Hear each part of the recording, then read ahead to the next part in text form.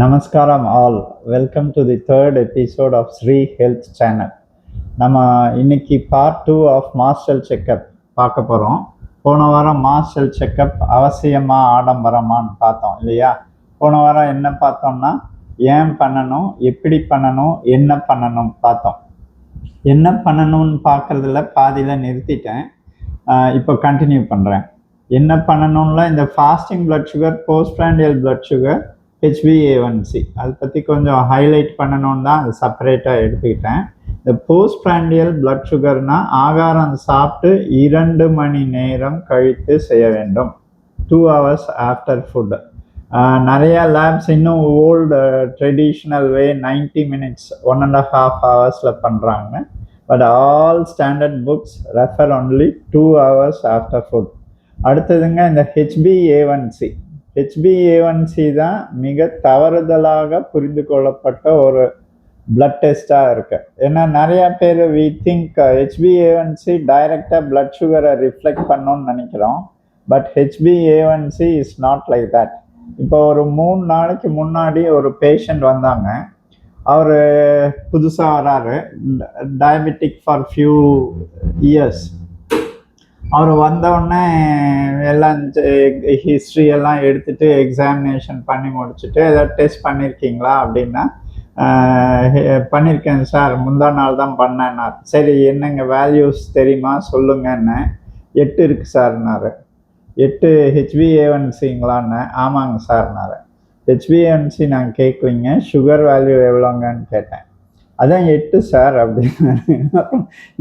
அவரு என்ன நினச்சிட்டாரு, டாக்டருக்கு எதுவும் தெரியலையாட்டிருக்கு பாவம் அப்படின்னு நினச்சிட்டாரு. அப்புறம் நான் புரிய வச்சு அப்புறம் எக்ஸ்பிளைன் பண்ணி மருந்து எழுதி கொடுத்துருங்க. இப்போ HbA1cங்கிறது ஒரு இன்டைரக்ட் வே, ஒரு ஆவரேஜ் கண்டுபிடிக்கிறதுக்கான இன்டைரக்ட் வே.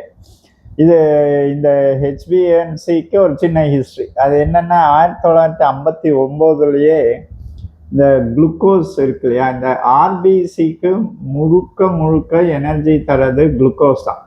இந்த குளுக்கோஸ் இந்த ஹீமோகுளோபின் இருக்கு, ரத்த அணுக்கள், சிவப்பு அணுக்கள்ல நடுவில் இருக்கும் ஹீமோகுளோபின். அது ஹீமுங்கிறதா அயன் போர்ஷன், குளோபின்ங்கிறது புரோட்டீன் போர்ஷன். அந்த புரோட்டீன் போர்ஷன்ல ஒரு இடத்துல இந்த குளுக்கோஸ் அட்டாச் ஆகும். சரிங்களா? இதுதான் கிளைகோசிலேட்டட் ஹீமோகுளோபின் அல்லது கிளைகேட்டட் ஹீமோகுளோபின். அது எங்கே அட்டாச் ஆகுதுன்னா வேலின், பீட்டா செயின், அது ரொம்ப டெக்னிக்கலாக போக வேணாம். ஸோ கிளைகேட்டட் ஹீமோகுளோபின் இதுதான் நம்ம எஸ்டிமேட் பண்ணுறது. இது எதனுடைய வெளிப்பாடு அப்படின்னா, இதை ஒரு பிளட் டெஸ்ட்டாக பண்ணலாம் அப்படின்னு 1976 கண்டுபிடிச்சாங்க. இது எப்போ ஃபஸ்ட்டு யூஸ் பண்ண ஆரம்பித்தாங்க அப்படின்னா, வெஸ்டர்ன் வேர்ல்டில் இந்த மிலிட்ரி பீப்புள் இருக்காங்க இல்லையா, அவங்களுக்கு குவார்ட்டர்லி ஹெல்த் செக்கப் நடக்கும். அது டயபெட்டிக் பீப்புளெல்லாம் என்ன பண்ணுவாங்கன்னா, பிஃபோர் ப்ரீவியஸ் நைட் ஒரு எக்ஸ்ட்ரா டேப்லெட், அந்த அன்னைக்கு ஒரு எக்ஸ்ட்ரா டேப்லெட் கொண்டு வந்து காமிச்சு பிளட் சுகர் நார்மல்னு தே கெட் அப்ரூவ்ட். பட் இது ஒரு இதுவாக இருந்தது for the administrators, big headache. அப்புறம் அவங்க இதெல்லாம் இது பண்ணும்போது தான் இந்த மாதிரி ஒரு டெஸ்ட் இருக்குது அப்படின்னு. இது 3 months ஆவரேஜ். ஏன் 3 months சொல்கிறேன்னா, இந்த சிகப்பு அணுக்கள் ஆர்பிசி சொல்கிறோம் இல்லையா, இதனுடைய லைஃப் ஸ்பேன்னு 120 days, 60 days ஹாஃப் லைஃப்னு சொல்லுவோம். சரி 120 daysங்கிறதுல ஆவரேஜாக இந்த glycated R glycosylated haemoglobin 2 to 3 months ஆவரேஜாக சொல்லும் அப்படின்னு கண்டுபிடிச்சாங்க. அப்புறம் இது ரொட்டீன் பிளட் டெஸ்ட்டோட வந்துடுச்சு. இதில் ஏன் இது இன்டைரக்ட் மெத்தடுன்னு சொல்லிட்டேன். இதில் நிறைய தவறுதல், அதாவது ஃபால்ஸ் லோ ரிசல்ட்ஸும் வரும், ஃபால்ஸாக ஹை ரிசல்ட்ஸும் வரும். ஃபால்ஸாக ஹை ரிசல்ட்ஸ் எப்போ வரும் அப்படின்னா, ஒருத்தர் அனீமிக்காக இருக்காரு, அல்லது அயன் தெரப்பியில் இருக்காரு, அல்லது B12 தெரப்பி, அல்லது பிளட் டிரான்ஸ்ஃபியூஷன் ரிசீவ் பண்ணியிருக்காரு, கிட்னி டிசீஸ் இருக்குது, ப்ரெக்னென்சி இருக்குது, ஹீமோகுளோபின் டிசீசஸ்ன்னு இருக்குது. அதில் எல்லாத்துலேயுமே ஃபால்ஸாக ஹையாவோ லோவாவோ காமிக்கும். இதே ஒருத்தருக்கு ஹீமோகுளோபின் 18 கிராம் அந்த மாதிரி இருக்குன்னு வச்சுக்கோங்களேன், இது கம்மியாக காமிக்கும் HbA1c. அப்புறம் இதே பிளட் சுகர் சேம் ஆவரேஜ் எல்லாமே ஒரே மாதிரி ஒரு காங்கோ பர்சனுக்கும் ஒரு அமெரிக்கன் பர்சனுக்கும் எடுத்து பார்த்தீங்கன்னா காங்கோ பர்சனுக்கு பை நேச்சராகவே 0.4 ஜாஸ்தியாக இருக்கும். So racial variation in hemoglobin levels எல்லாமே இதை ஆல்டர் பண்ணும். ஸோ இது ஒரு indirect method of assessing average blood sugar for 2 to 3 months. இது சரிங்களா? இது ஒரு இம்பார்ட்டண்ட் விஷயம், எல்லாரும் தெரிஞ்சுக்கணும்னு விருப்பப்பட்டேன். அடுத்தது இது அப்புறம் ஏன் சார் எல்லாரும் பண்ணுறாங்க அப்படின்னா, முதல்ல என்ன ப்ரிடிக்ட் பண்ணாங்கன்னா, இது ஒரு good predictor of diabetic complication. நாங்கள் இப்போ டயபெட்டிஸ்னால கண்ணில் பிரச்சனை வரும், கிட்னி ப்ராப்ளம் வரும். இப்போ ஹீமோக்ளோபின் ஒருத்தருக்கு பெர்சிஸ்டண்ட்டாக 9, HbA1c பெர்சிஸ்டண்ட்டாக ஒரு 9, 10 அப்படின்னு இருக்குன்னா, இது வந்து கிட்னி கண் பாதிப்பு வந்திருக்குன்னு ப்ரிடிக்ட் பண்ணலாம் அப்படின்னு கண்டுபிடிச்சாங்க. அதே மாதிரி கிட்னி பாதிப்பு வரும் ப்ரெடிக்ஷன் பண்ணாங்க. பட் அதுவுமே நாளடைவில் கொஞ்சம் டிஸ்பியூட்ஸ் வர ஆரம்பிச்சிருச்சு. ஸோ இதுதான் HbA1c உடைய பேசிக் தகவல். இதுலேயுமே இன்னொரு தகவல் சொல்கிறேன்னா, HbA1c எப்படி அந்த போட்டோன்னு கீழே மீன் ஆவரேஜ் குளுக்கோஸ்ன்னு ஒன்று போடுவாங்க இல்லையா, அது எதை வச்சு அப்படின்னா ஒரு ஃபார்முலா கால்குலேஷன். இப்போ HbA1c 6ன்னா உங்கள் பிளட் சுகர் அந்த டைமில் 7 millimoles, அந்த average blood sugar 7 millimoles.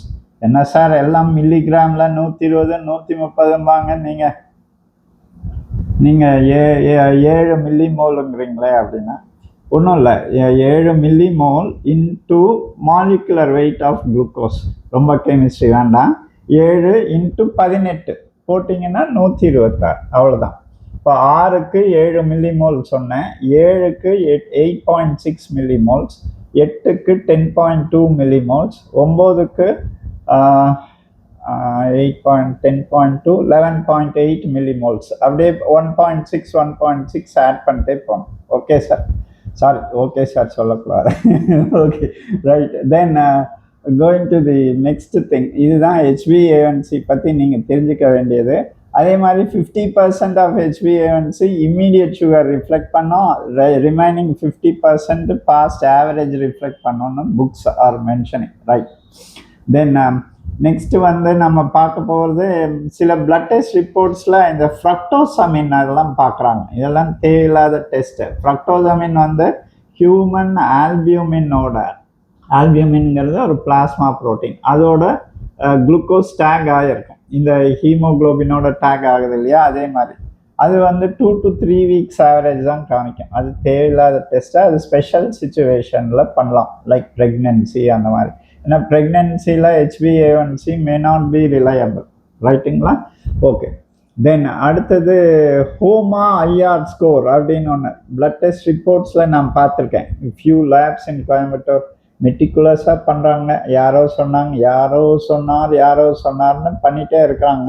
But HOMA IR score for clinical physiologist, அதனுடைய இம்பார்ட்டன்ஸ். ஹோமா ஐஆர்னா என்னென்னா homeostatic method of assessment of insulin resistance. Insulin resistance இருக்கா இல்லையான்னு பார்க்குறக்கு ஒரு டெஸ்ட். அது நாட் நெசசரி, எக்ஸ்பெரிமெண்டல் ரிசர்ச் பர்பஸ்க்கு மேபி யூஸ்ஃபுல். ரைட். அப்புறம் சில ஸ்பெஷல் டெஸ்ட் இருக்குது மாஸ்டர் செக்கப்போட. அதனால தான் ஆரம்பத்திலே சொன்னேன், உங்கள் டாக்டர்கிட்ட கன்சல்ட் பண்ணுங்கள். இப்போ நெடுநாள் டயபெட்டிஸ் யாராவது இருக்குன்னா அவங்க ஐ செக்கப் டெஃபினட்டாக பண்ணிக்கணும். அதே மாதிரி யூரின் மைக்ரோ ஆல்பியூமின், யூரின் PCRன்னு இருக்குது, இந்த டெஸ்ட்டுகள் பண்ணணும். அதே மாதிரி ஒரு ஃபேமிலி ஹிஸ்ட்ரி ஆஃப் கேன்சர் இருக்குதுன்னு வச்சுக்கோங்களேன். ஒரு வீட்டில் ஒரு அப்பா, பெரியப்பா, சித்தப்பா, ஒரு 3 பேருக்கு ஒரு கேன்சர், இங்கே லேடிஸ் சைடில் ஒரு 4 பேருக்கு இந்த மாதிரி கேன்சர் இருக்குன்னா கேன்சருக்கான ஒரு ஸ்க்ரீனிங் பிளட் டெஸ்ட்டும் இருக்குது. அது சும்மா மென்ஷன் பண்ணிடுறேன். CA-125 இது வந்து ஓவேரியன் கேன்சருக்கு. அப்புறம் பிரெஸ்ட் கேன்சருக்கு CA-15.3. அப்புறம் CEAங்கிறது ரெக்டல் கார்சினோமா, அந்த பெருங்குடல் கேன்சர். அதுதான் இப்போ ரொம்ப ஆஃபன் நம்ம பார்க்குறோம் இல்லையா, ஜாஸ்தி ஆகிட்டு வருது சொல்கிறோம் இல்லையா, அதுக்கு. அப்புறம் பேன்க்ரியாட்டிக் கேன்சருக்கு CA-19.9. ஆல்ஃபா ஃபீட்டா ப்ரோட்டீன்ங்கிறது லிவருக்கு. Prostate specific antigen prostatic cancer. அப்புறம் CA-72.4 டேக் 72ன்னு சொல்லுவோம், இது ஸ்டமக் கேன்சருக்கு. இதெல்லாம் பிளட் டெஸ்ட்டு. இது ஸ்பெஷலைஸ்டு லேப்ஸில் தான் பண்ணுவாங்க. உங்கள் லேப்ஸை பிளட்டை சாம்பிள் கலெக்ட் பண்ணி இந்த ஸ்பெஷலைஸ்ட் லேப்ஸ்க்கு அனுப்பிச்சு ரிப்போர்ட் வாங்கி தருவாங்க.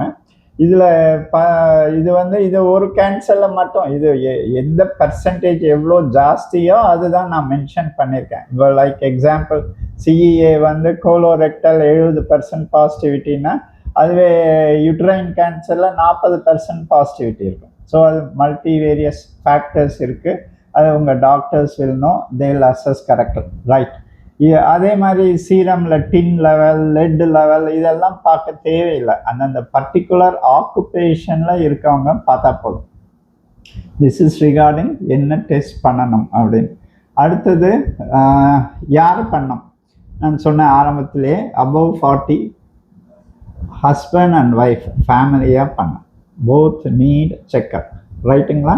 அதே மாதிரி ஃபேமிலி ஹிஸ்ட்ரி ஆஃப் டிசீஸ் இருக்குன்னா நம்ம இன்னும் ஸ்டில் 35 இயர்ஸ் 30 இயர்ஸ் அப்போ இருந்தே ஆரம்பிச்சுக்கலாம் இந்த பண்ணுறது. அதே மாதிரி எப்போ பண்ணணும்? ஒன்ஸ் இன் அ இயர் பண்ணால் போதும். Once in a year. இந்த HbA1c ஐ சீன் பேஷண்ட்ஸ் மாதம் ஒரு தடவை பண்ணிட்டு வரவங்கலாம் இருக்காங்க. தேவையில்லை sir. American diabetic association recommends twice a year தான். நான் என் பேஷண்ட்டுக்கு சொல்கிறது ஒன்ஸ் இன் அ இயர் தான். இதுவே வந்து டயபெட்டிக் கண்ட்ரோல் இல்லை, ட்ரீட்மெண்ட் மாத்திரம் அப்படின்னா ஒன்ஸ் இன் 3 months பண்ணிக்கலாம். சரிங்களா? இது வந்து நீங்கள் தெரிஞ்சுக்க வேண்டியவை. அடுத்தது நம்ம பார்க்க யார் பண்ணோம், எப்போ பண்ணணும்னு சொல்லிட்டோம். இப்போ எதிர்த்தரப்பு வாதம் என்ன வருது அப்படின்னா, டெஸ்ட் எல்லாம் பண்ணி நார்மலாக இருந்துச்சுன்னா அப்படின்னு. கரெக்டு. டெஸ்ட் எல்லாம் பண்ணி நார்மலாக இருந்துச்சுன்னா பி ஹாப்பி, அவ்வளோதான். ஏன்னா இப்போ அந்த நார்மலாக இருக்கிறவங்க ரேஷியோ குறைஞ்சிட்டு வருது. முதல்ல வந்து மாஸ்டர் செக்அப் பண்ணால் 100 பேரில் 90 பீப்புளுக்கு நார்மலாக இருந்துட்டு இருந்தது. இப்போ அந்த ரேஷியோ படிப்படியாக குறைஞ்சிட்டு வருது. 90ங்கிறது 70, 60, 50 போயிட்டு. ஸோ டெஸ்ட் பண்ணால் தானே தெரியும். நார்மலாக இருந்தால் பி ஹாப்பி, ரைட்டு.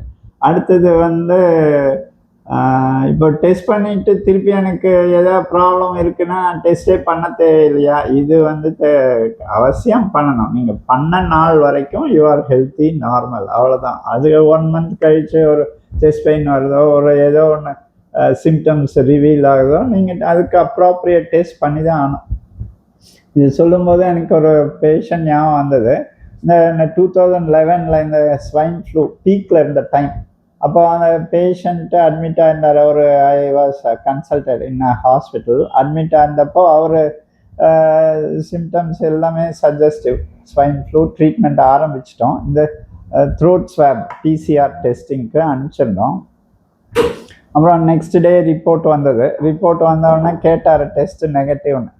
டெஸ்ட் நெகட்டிவ்னா யூ ஷுட் பி ஹாப்பி. அவர் என்ன சொன்னார், எனக்கு அந்த 3000 ரூபாய் திருப்பி கொடுக்க சொல்லுங்கள். நான் சொன்னேன், இல்லைங்க இது பாசிட்டிவாக இல்லையன்னு சந்தோஷப்படுங்க. பாசிட்டிவாக இருந்தால் நீங்கள் இன்னொரு 3000 ரூபாய் கட்டணும்னு சொன்னேன். அப்புறம் தான் ஐ கெப்ட் குவைட்.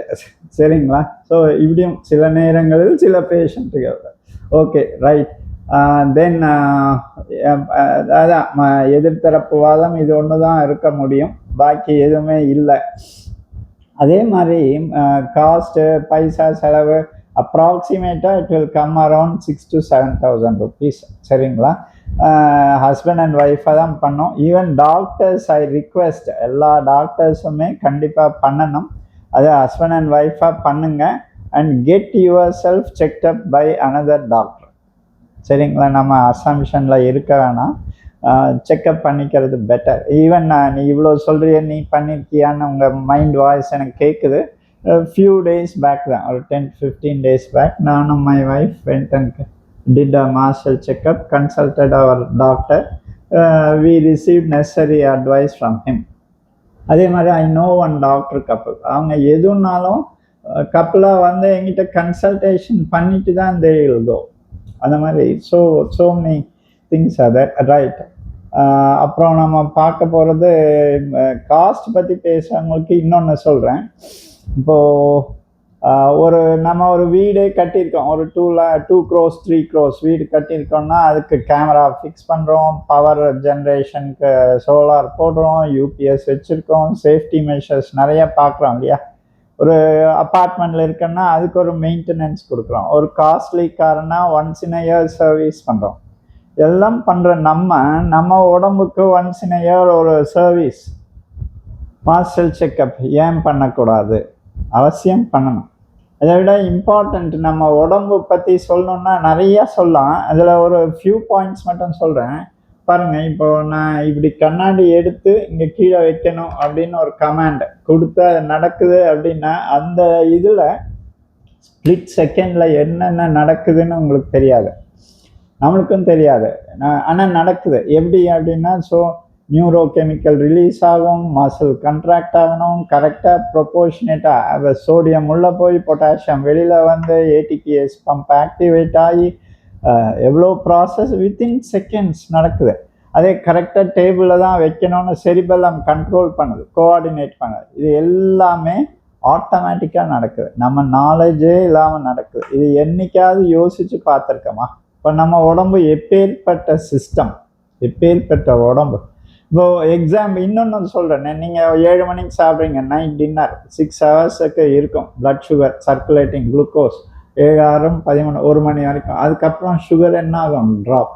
அதை சென்ஸ் பண்ணி லிவர்லேருந்து குளுக்கோஸ் ஸ்டோர்டு குளுக்கோஸ் ரிலீஸ் ஆகி புது குளுக்கோஸ் ஃபார்ம் ஆகி பிளட் சர்க்குலேஷன் மெயின்டைன் பண்ண sensors, semiconductors, conductors, valves, gateways எல்லாமே இருக்குது நம்ம சிஸ்டம். Excellent system. இப்போ ஒவ்வொன்றுக்கும் ஒவ்வொரு பைசா நம்ம கிரியேட்டருக்கு கொடுக்கணும்னா எவ்வளோ க்ரோர்ஸ் அண்ட் க்ரோர்ஸ் கொடுக்கணும். ஸோ அப்பேற்பட்ட உடம்பு நம்மளுக்கு creator has given as a free gift. So அதை பாதுகாக்க வேண்டியது நம்ம ஒவ்வொருத்தருடைய ரெஸ்பான்சிபிலிட்டி. சரிங்க, சரி, right. So master checkup is essential and பண்ணிக்கிறது நல்லது வித் அ டாக்டர்ஸ் கன்சல்டேஷன். அப்புறம் இன்னொன்று ஒன்று சொல்கிறேன், எந்த டிசீஸுமே ஓவர் நைட் ஆகிறதில்ல. நம்ம நிறையா பேர் சொல்லி கேட்டிருக்கோம், இன்னைக்கு காலையில் ஷட்டில் விளாண்டாரு, நல்லா இருந்தார், ஆஃபீஸ் போனார், உட்காந்து ஒர்க் பண்ணிருக்கும் போது ஒரு ஹார்ட் அட்டாக் வந்தது, ஹாஸ்பிட்டல் அட்மிட்டட், ஐசியூ. கேள்விப்படுறாங்க. இன்னைக்கு வந்த டிசீஸ் இல்லை, இது டிசீஸ் ஆரம்பிச்சு சில வருடங்கள் ஆகி அது ஸ்லோவாக கிராஜுவலாக ப்ரோக்ரஸ் ஆகி அந்த பீக் கிளைமேக்ஸ் தான் அந்த பாயிண்ட். ஸோ இதை எங்கேயாவது நம்ம கண்டுபிடிக்கணும் அப்படின்னாலும் மோஸ்ட் ஆஃப் தி டிசீசஸ் அப்படி தான். இதை எங்கேயாவது ஒரு பாயிண்ட் கண்டுபிடிக்கணும்னா master checkup will be a definitive helpful tool. So இதுக்கு மேலே டெஸ்ட் நிறையா இருக்குது, அதை அவங்கவுங்க அஃபோர்டபிலிட்டி பொறுத்து பண்ணிக்கலாம். இன்னொன்று மாஸ்டர் செக்கப்பை பற்றி இன்னும் சொல்லலாம், போதும். I think this is enough. Master checkup அவசியமாக ஆடம்பரமான ஜட்ஜ்மெண்ட்டுக்கு வரலாம். மாஸ்டர் செக்கப் அவசியமான ஆடம்பரம்னாலும் ஆடம்பரமான அவசியம்னாலும் அவசியமே. Okay, so thank you all. இந்த செஷன் இதோட முடிச்சுக்கலாம். நம்ம நெக்ஸ்ட் வீக்கு ஒபிசிட்டின்னு ஒரு ஹாட் டாபிக் இருக்கு இல்லையா, இதுலேயும் நிறைய மிஸ்கான்செப்ட்ஸ் போயிட்டுருக்கு. அதை பற்றி ஃபேக்ட்ஸ் தெரிஞ்சுக்கலாம். நான் போன வாரமே சொன்ன மாதிரி உண்மை நிறைய பேர் நம்புறதில்ல, எல்லாரும் நம்புறது உண்மையாயிடுது. இது எங்கள் ஊரில் ஒரு ஸ்மால் ஸ்லாங் மாதிரியே சொல்லுவாங்க, நெஜம் செருப்பு தொட்டு கிளம்புறக்குள்ளார போய் ஊரை சுற்றிட்டு வந்துடும். ஊரை சுற்றிட்டு வந்துருச்சு, இப்போதான் நெஜம் செருப்பு தொட்டுட்டு கிளம்புது. Okay, so thank you all. Thank you. Meet you next week. Bye.